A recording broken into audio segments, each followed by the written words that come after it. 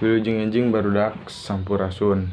Hidup ieu orang diajar bahasa Sunda, sok buka buku paketna halaman 38. Nyaeta halaman 38 nyaeta bagian D sareng bagian E.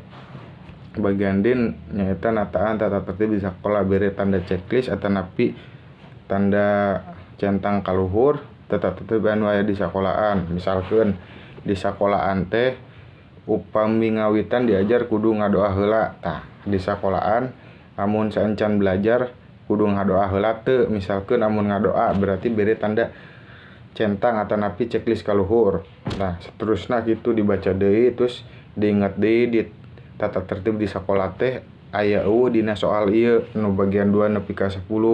Mun aya bere we tanda checklist atanapi centang kaluhur. Tah, terus ayeuna bagian E nyocokkeun bere garis kecap anu luyu tengetan. Contohna misalkeun nomor 1, mun hayang teu ngarti nyaeta ngaregepkeun. Misalkeun amun keur belajar bahasa Sunda mun teu ngarti nyaeta ngaregepkeun naon wae anu dicaritakeun ku guru. Tah, kitu contohna.